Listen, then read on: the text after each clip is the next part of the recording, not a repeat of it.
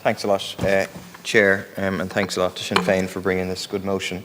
I actually haven't been able to be present for the debate until now because I was at an online meeting precisely with campaigners, a range of different campaigners on disability services of various sorts, parents, children with additional needs, parents of children with scoliosis who are being failed so very, very badly by the state, disabled people themselves.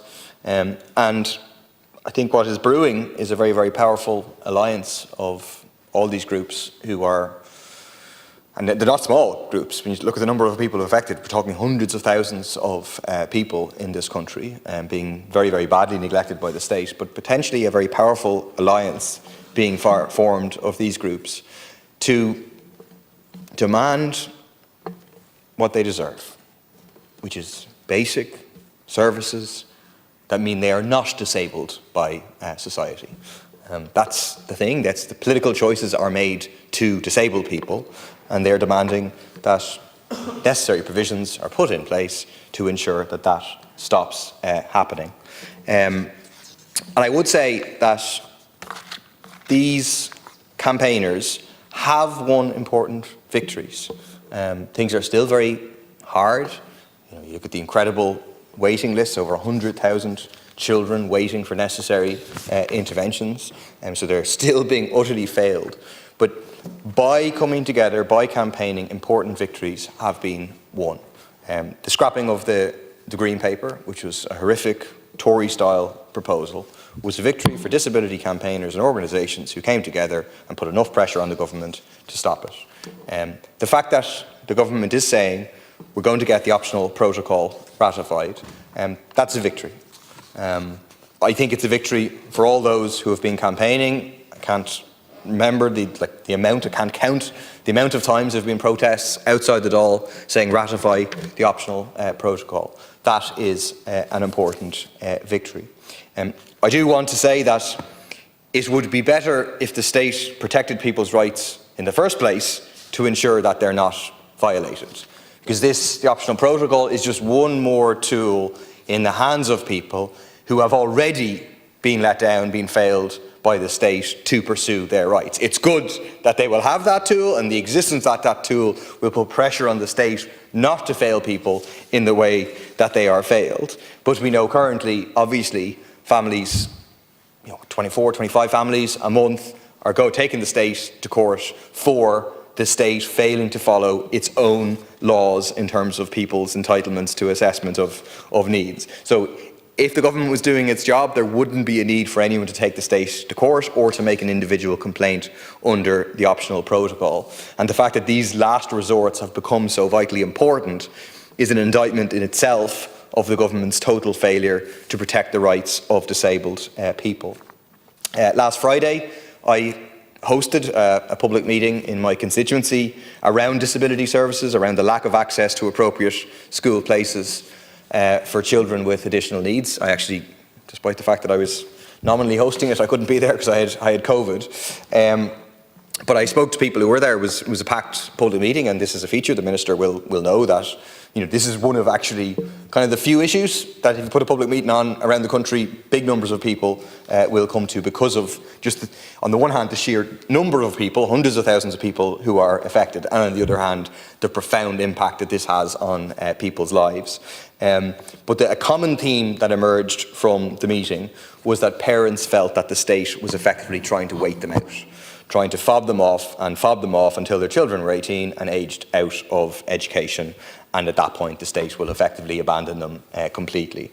I mean, it's striking now. I presume it's the case for other TDs that in terms of individual cases that come to me, probably the number one issue is homelessness and people facing eviction and so on. But the number two issue is parents of kids with additional needs who are just facing an absolute horror, who have either just recently discovered and then are trying to get what they need and then all of a sudden struck with the reality that this is a battle that they're going to have for years. Or parents who often have been in this situation for years already and are just kind of going through various bouts of trying to contact public representatives, trying to make something happen. I mean, it really, I can't count the number of individual cases that I've spoken about in the Dáil, people waiting literally years with nothing happening. Like, I mentioned recently a case, a woman whose first was referred to the local CD&T in 2018 and recently got an email to say, we hope to deal with you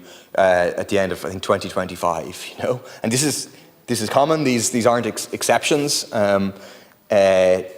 You know, that is the reality of what's happening, is people are just being fobbed off. The other aspect of that's the kind of CD&T, HSE aspect, but is the other issue that people come to you with is their inability to find an appropriate school place for their children.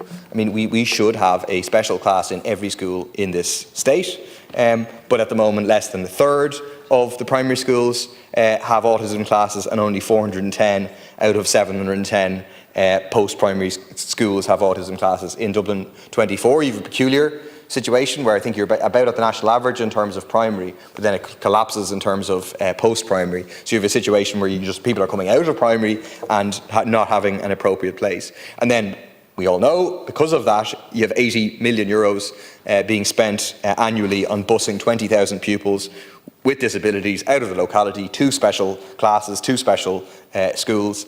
Just unacceptable, unworkable for the children, for the families, from every possible way. And I just would make the point that, like, these waiting lists and so on, they're not an accident. They're long by design. It's a government strategy of penny pinching and of privatisation by stealth, to force people to go private because they can't bear to wait any longer. Una Keatley from just campaigns on scoliosis was making the point, I was at the meeting there, that, you know, people say to her, if I was in your situation, I'd go private. And she said, the only reason I can't go private is because you literally can't with a child with scoliosis, because you can't pay for the ICU care in this country after an operation that is required, and you can't take your child on a plane, and it's difficult to take your child on a boat. But that, like, illustrates the point that this is the situation. I mean, parents come to me all the time with children with additional needs who have, like, very, very limited resources and are getting loans from parents or credit unions or wherever they possibly can in order to be able to just get some private therapy. But then in many cases you can't even get private therapy. You have the money and you can't get access to the private therapists. But, like, ultimately, in my opinion, all this comes down to political choices and political choices around resourcing.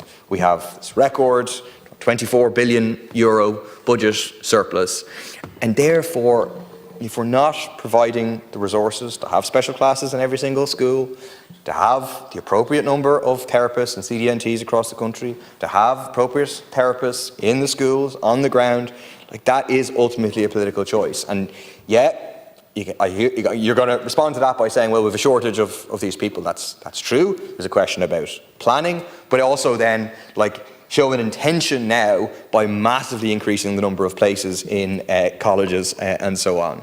To deal with some of the details of the motion, we support this motion. We think what's outlined in the motion is the bare minimum that any government that cares about disabled people and their families would take. We think a genuine left government would do much more. In our alternative budget, we outlined costed proposals for massive investment in the additional SNAs, special education teachers and extra clinicians that are needed to clear waiting lists for assessment and to ensure that no child in this country is left behind.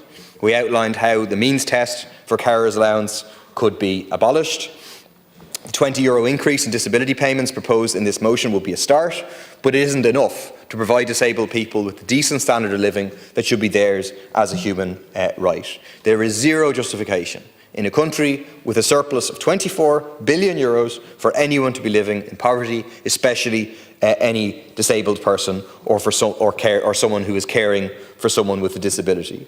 What we proposed in our alternative budget was to bring in a €50 a week cost of disability payment for all those on disability payments, on top of increasing all weekly social welfare payments to €300. The government has research itself to show that simply being disabled in this country comes with substantial additional costs. A lot of that, reverts back to the issue of the privatisation of what should be public health and education services provided free at the point of use. Disabled people and their families are routinely forced to pay for private therapies, to pay for assessments, rather than these being provided for free as part of a universal national health service. Thanks.